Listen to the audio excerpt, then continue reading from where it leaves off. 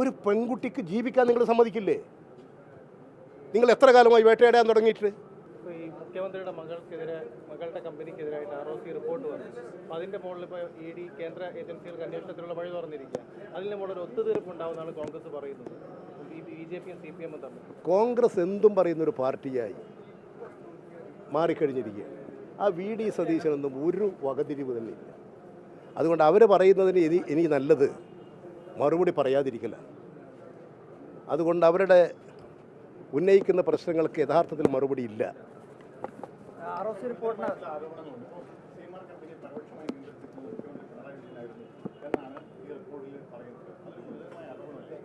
നിങ്ങൾക്ക് മുഖ്യമന്ത്രിയെ കളങ്കപ്പെടുത്താൻ ഒരു വഴിയും കിട്ടിയില്ല.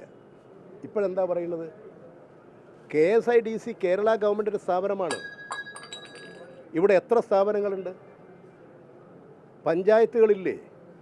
സഹകരണ സ്ഥാപനങ്ങളില്ലേ? ഇവിടെ ഏതെങ്കിലും ഒരു സഹകരണ സ്ഥാപനത്തിൽ ഒരു അഴിമതി നടന്നാൽ അതിന് ഉത്തരവാദി മുഖ്യമന്ത്രിയാണ്. KSIDC കേരള ഗവൺമെൻറ്റിൻ്റെ കീഴിൽ പ്രവർത്തിക്കുന്ന വ്യവസായ വകുപ്പിന് കീഴിൽ പ്രവർത്തിക്കുന്ന ഒരു വലിയ സ്ഥാപനമാണ്. ആ സ്ഥാപനത്തിൻ്റെ പ്രവർത്തനത്തിൽ എന്താ മുഖ്യമന്ത്രിക്കുള്ള പങ്ക്? എന്താ പറയുന്നത്? നിങ്ങൾക്കൊന്നും മുഖ്യമന്ത്രിയെക്കുറിച്ച് ഒരു കാര്യവും പറയാനില്ല.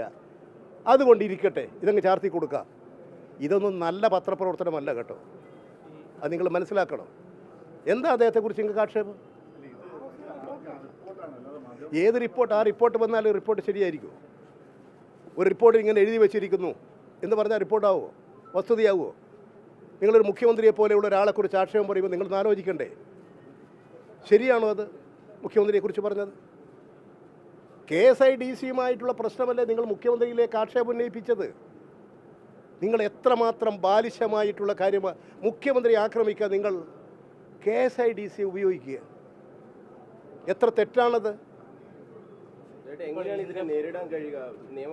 ജനങ്ങൾ ഇതെല്ലാം മനസ്സിലാക്കുന്നുണ്ട്. നേരിടുക എന്ന് പറഞ്ഞാൽ ജനങ്ങൾ മനസ്സിലാക്കും. ജനങ്ങൾ മനസ്സിലാക്കി നല്ലതുപോലെ പ്രതികരിക്കും. ഈ ആക്രമണത്തെ ജനങ്ങൾ പ്രതിരോധിച്ചുകൊള്ളൂ. ഇൻകം ടാക്സ് ഇന്റർവ്യൂ ബോർഡിന്റെ റിപ്പോർട്ട് വന്ന സമയത്ത് വീണ വിജയനെ ഇക്കാര്യങ്ങൾ വിശദീകരിക്കാൻ കഴിഞ്ഞില്ല, അവരുടെ വാദം കേട്ടില്ല എന്നാണ് CPM അതിനെ ന്യായീകരിച്ചത്. ഇപ്പോൾ CPM ഉള്ള കാര്യം പറഞ്ഞു എന്ന് മാത്രമേ ഉള്ളൂ. വേറെ ഒരു കാര്യം CPM പറഞ്ഞിട്ടില്ല. നിങ്ങൾക്കൊന്നും പറയാനില്ല. നിങ്ങൾ ഈ ഇത്തരത്തിലൊരു മുഖ്യമന്ത്രിയെക്കുറിച്ച് നിങ്ങൾ പറയുന്നത് ഓർമ്മിച്ചോ? എന്ത് അടിസ്ഥാനത്തിലാണ് നിങ്ങൾ പറഞ്ഞത്? KSIDC മാത്രമാണ്. എത്ര സ്ഥാപനമുണ്ട്? ഞാൻ KSIDC നയിച്ച ഒരാളാണ്. ഞാൻ വ്യവസായ മന്ത്രിയായിരുന്നു. എൻ്റെ കീഴിലുണ്ടായിരുന്ന സ്ഥാപനമാണത്. ആ സ്ഥാപനത്തെക്കുറിച്ച് എല്ലാ കാര്യവും എനിക്കറിയാം. പിന്നെ നിങ്ങൾ എന്ത് അടിസ്ഥാനത്തിലാണ് മുഖ്യമന്ത്രിയുടെ മേലെ ചാർത്തി കൊടുത്തത്? RAC പറയുന്നതെല്ലാം സത്യമായിരിക്കണമെന്നുണ്ടോ? ഞാൻ ചോദിക്കുന്ന RAC പറയുന്ന ഇങ്ങനെ ഒരു പേര് നിങ്ങളതിൽ വസ്തുതയുണ്ടോ എന്ന് പരിശോധിക്ക്. നിങ്ങൾ വാർത്ത കൊടുക്കും അതല്ലേ? രേഖകളും ഞങ്ങൾക്ക് ഇതിങ്ങനെ ഓരോരുത്തരുടെ കൈവശം രേഖയും കൊണ്ട് നടക്കില്ല പണി. എന്തും വിളിച്ചു പറയുക, അതിന് രേഖയും കൊണ്ട് നടക്കുക. ഇതാണോ ധരിച്ചു വെച്ചിരിക്കുന്നത്?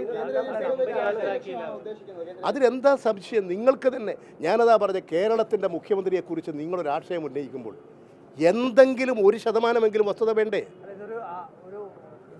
നിങ്ങൾ എന്താ പറഞ്ഞിരിക്കുന്നത് അറിയോ? നിങ്ങൾ അറിയോ എന്താ പറഞ്ഞ ആക്ഷേപം എന്നറിയോ?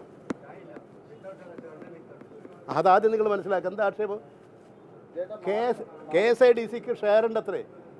KSIDCയിൽ ആർക്കെല്ലാം ഷെയർ ഉണ്ട്? KSIDC മറ്റെവിടെയെല്ലാം ഷെയർ ഉണ്ട്? വ്യവസായ വകുപ്പിൻ്റെ കീഴിൽ കുറേ സ്ഥാപനങ്ങൾ നമ്മുടെ സ്വകാര്യ മേഖലയിലുള്ളവരുമായി ജോയിൻറ്റ് വെഞ്ചർ പർപ്പസാണ്, സംയുക്ത സംരംഭമാണ്.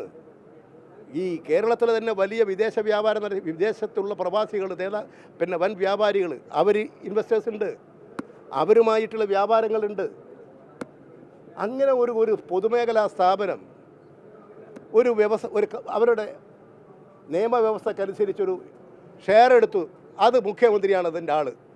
ഞാൻ പറയും, ഇവിടുത്തെ സഹകരണ സംഘത്തിൽ നിങ്ങൾ ലോൺ വാങ്ങിയിട്ട് കൊടുത്തില്ല, അതിന് ഉത്തരവാദി മുഖ്യമന്ത്രിയാകുമോ? സഹകരണ സംഘം ഗവൺമെൻറ്റിൻ്റെ കീഴിലല്ലേ? ഇവിടുത്തെ എത്രമാത്രം സഹകരണ സംഘങ്ങളുണ്ട്? അതുകൊണ്ട് എന്തെങ്കിലും പറയുക, അദ്ദേഹത്തെ നിങ്ങൾക്ക് ഒരു തരത്തിലും ആക്ഷേപിക്കാൻ കഴിയുന്നില്ല. അപ്പോൾ കണ്ടുപിടിച്ചൊരു വിദ്യ. നിങ്ങളിവിടെ ആരെല്ലാം എന്തെല്ലാം കമ്പനികൾ നടത്തുന്നുണ്ട്? എക്സാലോജിക്ക് എന്താ? എക്സാലോജിക്കിൻ്റെ കാര്യം അവർ കൃത്യമായി കാര്യങ്ങളെല്ലാം നിർവഹിച്ചിട്ടുണ്ട്, കാര്യങ്ങൾ നടത്തുന്നുണ്ട്. അതിൻ്റെ കാര്യങ്ങൾ നടക്കട്ടെ. അതിന് ഗവൺമെൻറ് എന്നാ? നിങ്ങളതിന് മുഖ്യമന്ത്രിനെ എന്തിനാ അതിനെ ലിങ്ക് ചെയ്യുന്നത്?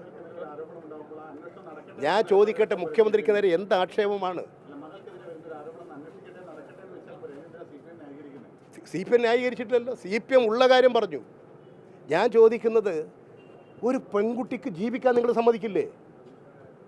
നിങ്ങൾ എത്ര കാലമായി വേട്ടയാടാൻ തുടങ്ങിയിട്ട്? ഇവിടെ ആരൊക്കെ വ്യാപാരങ്ങൾ, വ്യവസായങ്ങൾ, കച്ചവടം നടത്തുന്നുണ്ട്? എത്ര സ്ത്രീകൾ കച്ചവടം, വ്യാപാരം നടത്തുന്നുണ്ട്?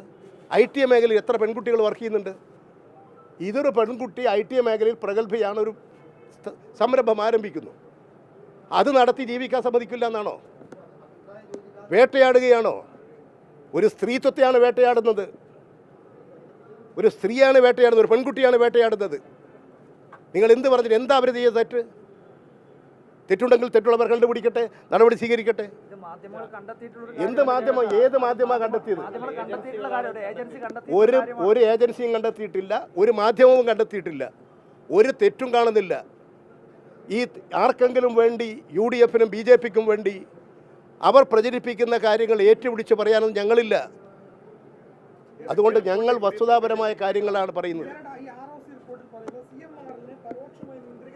ROC റിപ്പോർട്ട് കോടതിയുടെ ജഡ്ജ്മെൻ്റ് ഒന്നും അല്ല. നിങ്ങളത് ആദ്യം മനസ്സിലാക്ക്. അതിലാരെങ്കിലും ഉണ്ടോ എന്നുള്ളത് നിങ്ങളൊന്ന് അന്വേഷിച്ചാൽ കണ്ടുപിടിക്കാൻ കഴിയും.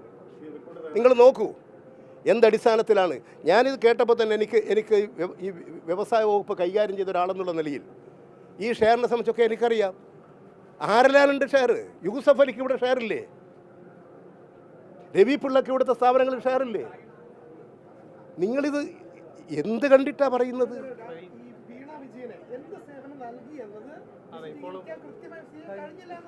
അതാർക്കാ അറിയേണ്ടത്?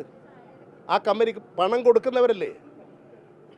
ഞാനൊരു സ്ഥാപനത്തിൻ്റെ ജീവനക്കാരനാണ്. എൻ്റെ സ്ഥാപനവും ഞാനും തമ്മിലല്ല കരാറ്. അവരല്ലേ എന്നോട് ചോദിക്കേണ്ടത്. ഞാൻ നിങ്ങൾക്ക് ശമ്പളം തന്നു, നിങ്ങളതിനനുസരിച്ച് എനിക്ക് തന്നില്ലെന്ന് അവരല്ലേ പറയേണ്ടത്.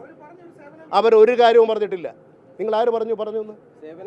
നിങ്ങൾക്കിങ്ങനെ എന്തും വിളിച്ചു പറയാൻ അധികാരമുണ്ടെന്നുള്ളത് കൊണ്ട് ഇങ്ങനെ വിളിച്ചു പറഞ്ഞ് നടക്കുന്നു.